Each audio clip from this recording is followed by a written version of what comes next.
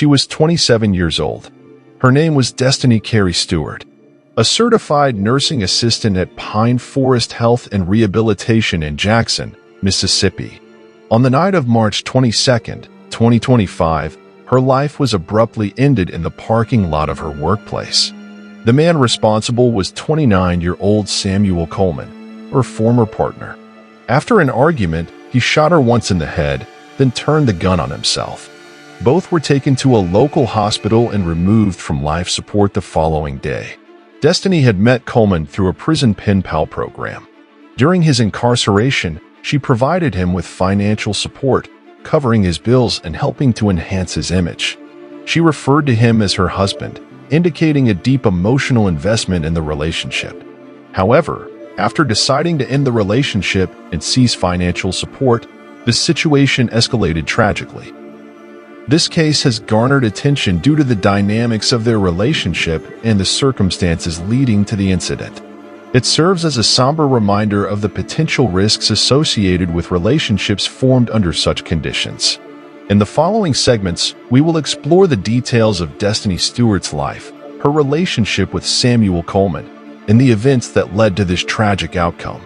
Stay with us as we delve into this heartbreaking story. Jackson, Mississippi. A city with a complicated history, rich with Southern culture, marked by deep social divides, and now bearing the burden of one more tragedy. Destiny Stewart was 27 years old, a young black woman full of energy, dreams, and heart.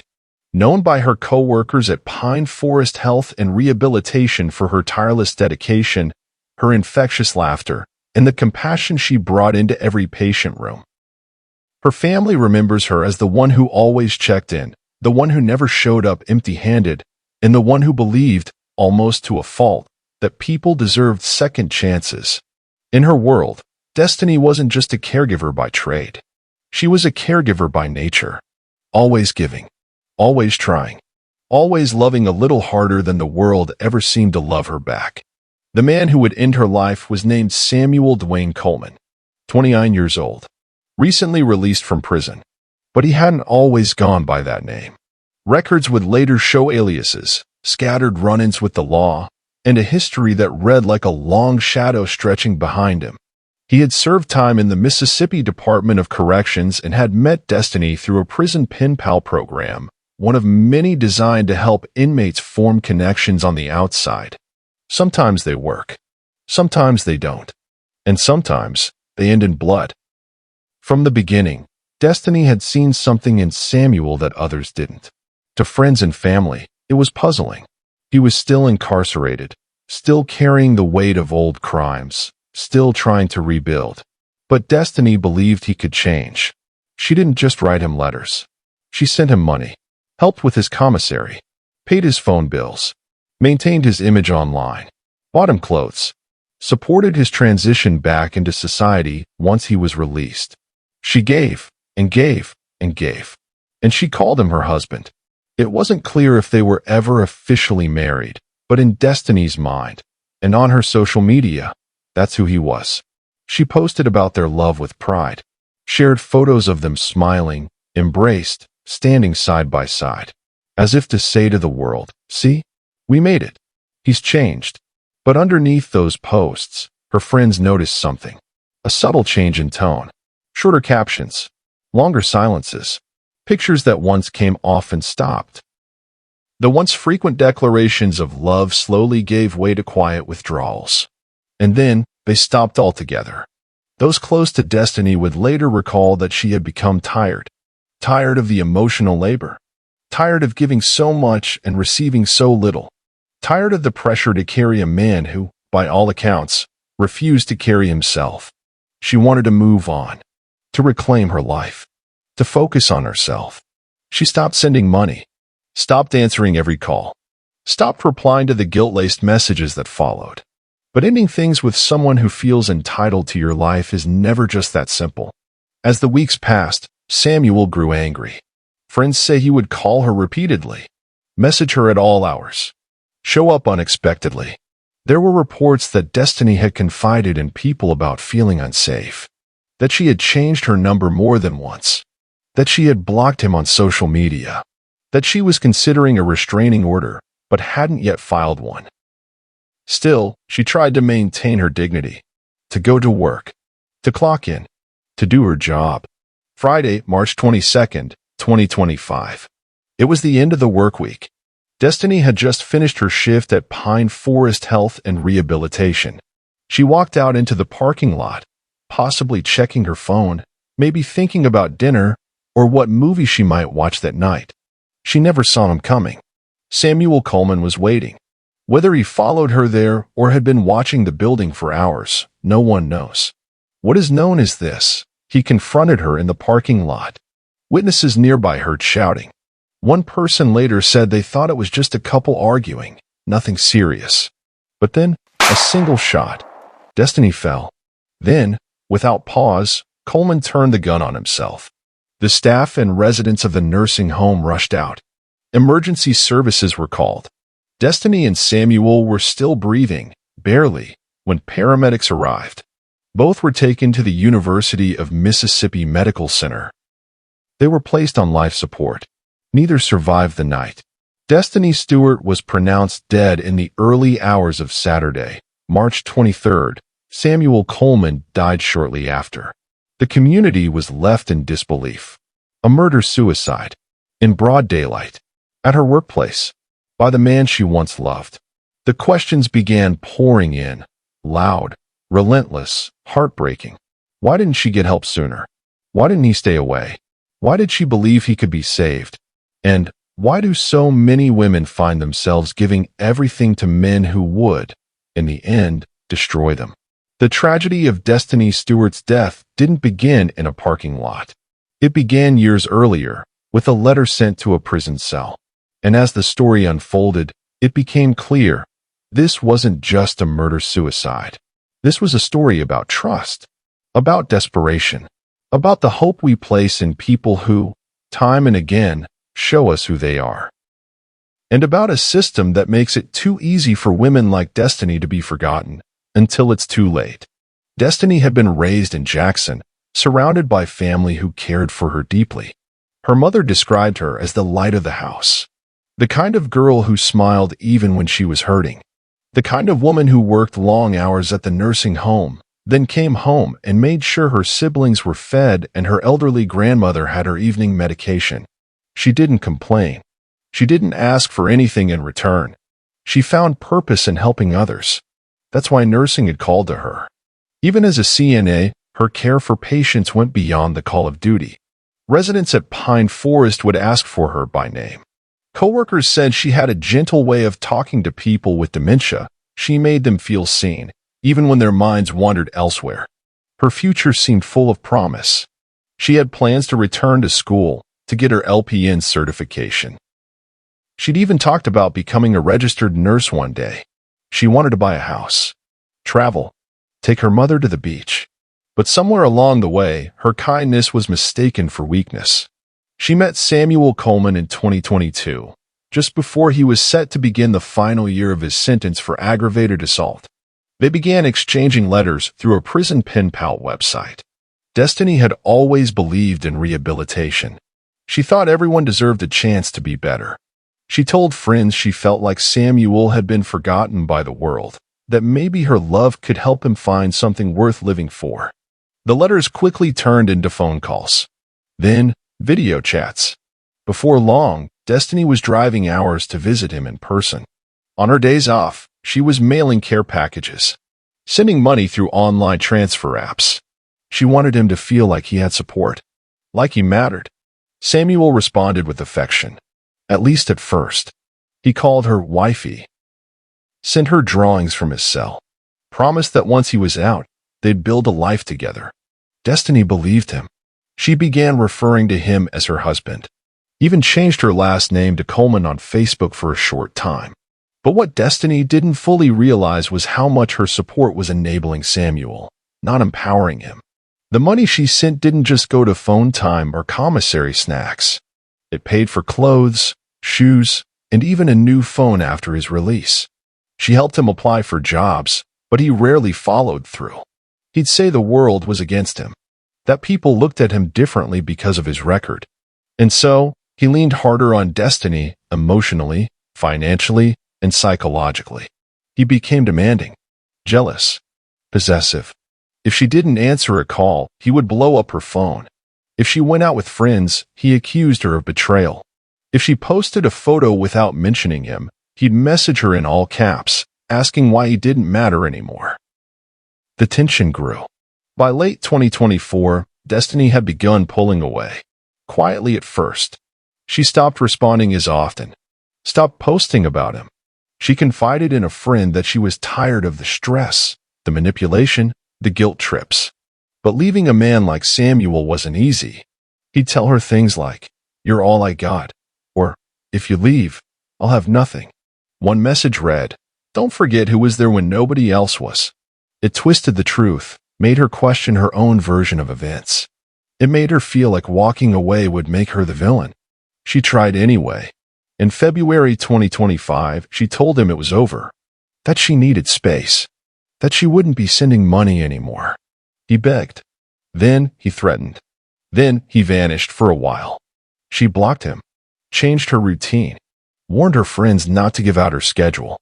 But still, something inside her knew. He wasn't finished.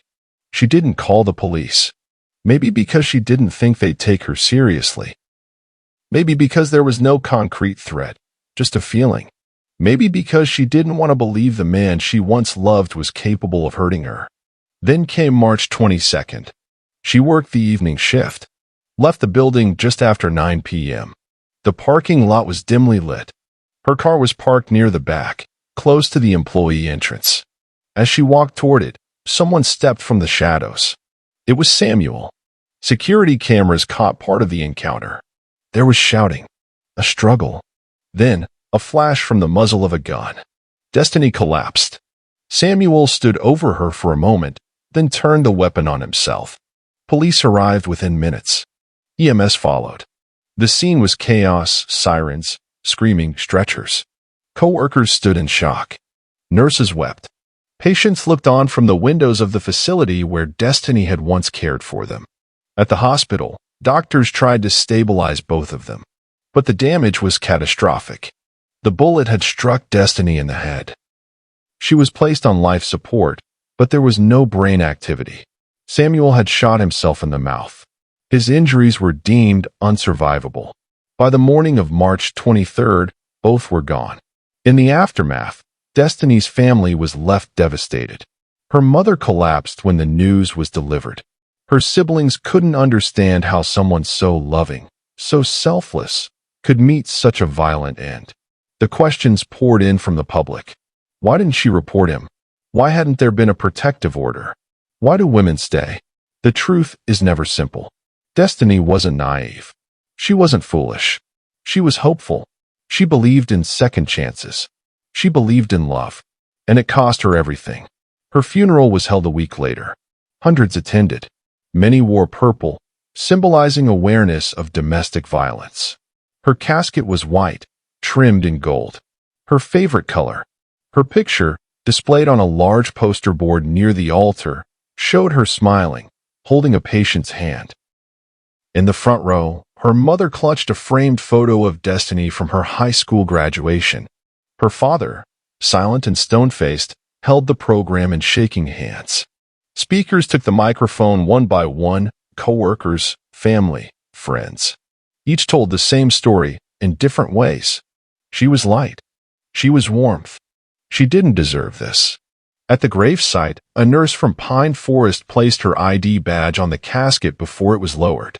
A final goodbye from the job she had loved. Destiny Carey Stewart was buried with full honors from her workplace. But no amount of flowers or speeches could erase the weight of what had been lost. A young woman full of promise, taken by a man she once tried to save. What came after the funeral wasn't peace. It was silence. A deafening, unrelenting silence that settled over the Stewart household like thick fog.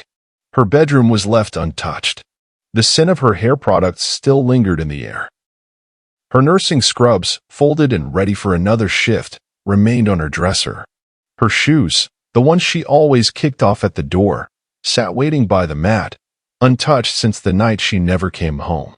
Her mother, Evelyn, would sit on the edge of her bed for hours, scrolling through Destiny's messages, replaying voicemails just to hear her voice. Over and over, she would ask herself one question: how did it come to this? But the answer wouldn't come from memory. It would come from evidence.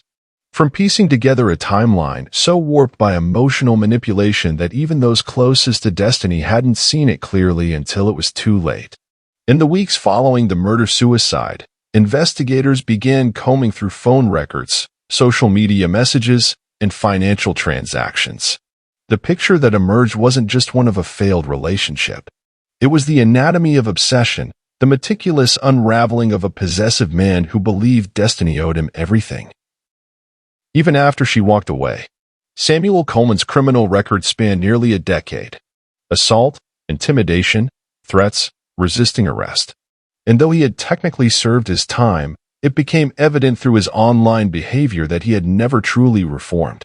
Destiny, in her giving nature, had only seen the version of Samuel he wanted her to see.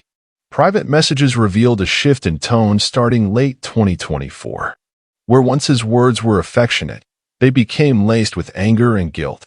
He accused her of abandoning him, of leading him on. In one text, he wrote, "You made me believe in something real. Now you want to throw me away like I'm nothing? That ain't how this ends."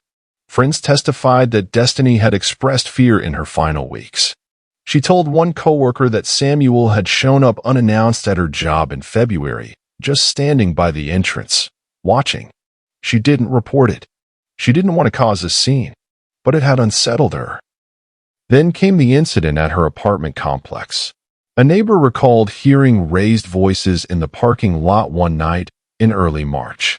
The next morning, Destiny's car had a long key scratch down the driver's side. She never said who did it, but those closest to her knew. Detectives reviewed surveillance from the nursing home where she worked. On the night of March 22nd, a hooded figure could be seen pacing near the edge of the property for nearly 20 minutes before Destiny's shift ended. The person remained partially obscured, blending into the shadows cast by the old oak trees that lined the lot. But when investigators paused the footage, zoomed in, and enhanced the image, they were able to identify the clothing: jeans, dark sneakers, a black hoodie with a distinctive bleach stain on the sleeve. The same hoodie Samuel had posted wearing on social media just days earlier. He waited for her. He didn't come to talk. He came with a gun. The weapon recovered at the scene was a .38 revolver, unregistered.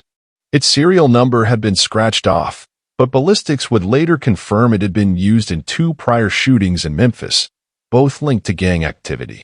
Authorities believe Samuel acquired the gun through illegal means in the weeks leading up to the attack. There was no doubt about intent. This wasn't a crime of passion. It was premeditated. He'd stalked her, studied her routines, learned her exit times. He chose that night because he knew she'd be tired, alone, unguarded. The medical examiner's report confirmed what the surveillance hinted at. Destiny never had a chance to run. The bullet struck her near the temple, entering clean but doing catastrophic damage. Death, they said, was almost instantaneous. Samuel's autopsy revealed alcohol and traces of methamphetamine in his system. The toxicology report indicated he was under the influence at the time of the shooting. Perhaps to numb himself, perhaps to steel his nerves for what he already knew he was going to do. In the eyes of the law, the case was closed. There would be no trial, no cross-examination, no verdict. But for Destiny's family, closure felt like a hollow word. They wanted answers, and they wanted change. Evelyn Stewart, once quiet and reserved, stepped into the public eye. She began speaking at domestic violence awareness events. She appeared on local news segments, holding up photos of her daughter, urging other young women to see the signs, to listen to the discomfort in their gut, to trust it. "If you're scared," she said during one televised interview, "don't wait for it to get worse." Destiny thought she could handle it on her own. She thought love would fix it. But love doesn't hurt like this. A grassroots campaign was launched in Destiny's name. #Justice for Destiny. Not in pursuit of punishment, but in pursuit of prevention. The campaign called for better education around coercive control, emotional manipulation, and the psychological red flags of abuse that don't leave bruises, but break people all the same. It resonated. Young women from all across Mississippi began sharing their own stories. Some had met partners through PenPal programs. Others had escaped toxic relationships that echoed Destiny's in terrifying detail. Her story, in death, gave them language for the fear they had struggled to articulate in life. Destiny Stewart became a name people remembered. Her funeral, held 2 weeks after the murder, drew hundreds. Her casket was white, adorned with roses. A choir sang hymns that echoed through the chapel. And as her mother stood at the podium, her voice trembling but steady, she said, she wasn't naive. She was hopeful. And there's a difference. In the aftermath, legislation was quietly drafted behind closed doors. Advocates proposed expanding funding for post-incarceration relationship counseling, creating protocols for parolees who initiate contact with former romantic partners, and encouraging educational campaigns about power dynamics in prison pen-pal relationships. None of it would bring Destiny back, but for those left behind, it offered a sliver of meaning in a tragedy that made no sense. Her coworkers started a scholarship fund in her name for young women pursuing careers in nursing. At the top of the application form, a single sentence, in memory of Destiny Stewart, who gave her heart, her time, and her life trying to help someone she believed could change. And now, as her story is retold here, it carries a message that even the strongest hearts can be misled. That love, when used as a weapon, can be just as deadly as a loaded gun. And that no one, no matter how kind, how forgiving, how generous, deserves to pay for someone else's darkness with their life. Destiny's story is over, but the questions remain. How do we better protect women from emotional coercion when no laws have been broken? When does loyalty become dangerous? And how many more destinies will there be before we listen? What began as letters exchanged between strangers ended in a bloodstained parking lot. A young woman, full of compassion and dreams, gunned down by the very person she once called her husband. The question isn't just, why did this happen? The question is, how do we stop it from happening again? Destiny Stewart's story forces us to confront a reality many are too afraid to face. It challenges us to think critically about the way love, trust, and vulnerability are exploited, how loneliness can be weaponized, how charm can camouflage control, how manipulation doesn't always shout, it often whispers, writes poems, makes promises. Now, we want to hear from you. Do you think there were warning signs that were missed or ignored? Have you or someone you know ever been in a relationship that started with hope and slowly became dangerous? What do you believe needs to change legally, socially, emotionally to protect more people like Destiny? Let us know in the comments. Share your thoughts, your theories, your truth. You never know who might read your words and feel less alone. If this story moved you, if you believe Destiny deserves to be remembered beyond the headlines, take a moment to like this video. Share it with someone who needs to hear it. Someone who might be questioning their relationship. Someone who needs a reminder. Love should never hurt, manipulate, or threaten your safety.